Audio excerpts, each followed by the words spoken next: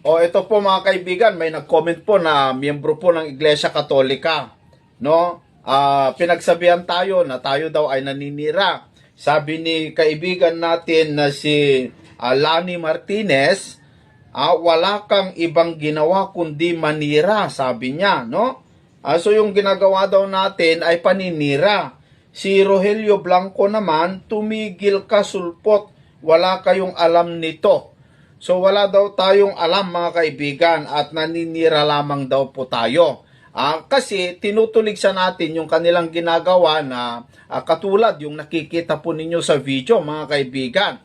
Pero ito mga kapatid, kung bakit natin tinutulig sa hindi ito paninira, ito po ay pagtutuwid.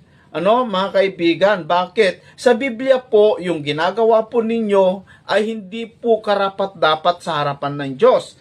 Kasi dito po sa Jeremiah chapter 10, sa verse 2 hanggang 5, ganitong sinasabi.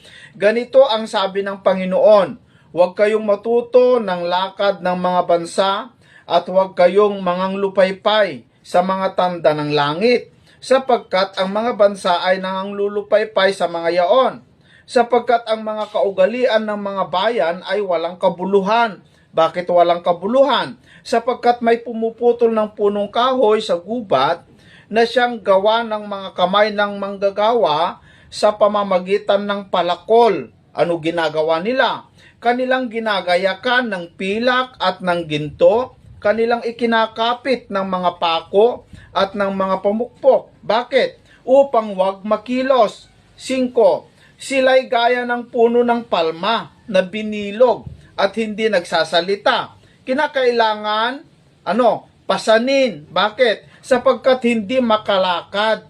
Huwag ninyong katatakutan ang mga yaon. Bakit? Sapagkat hindi makakagawa ng kasamaan, ni wala ring magagawang mabuti. Ito yung isa sa mga sinasabi ng Biblia na huwag dapat nating gawin. Kaya mga kaibigan na kapatid na Lani Marquez at saka Rogelio Blanco, wag nyo pong sabihin na ako'y naninira.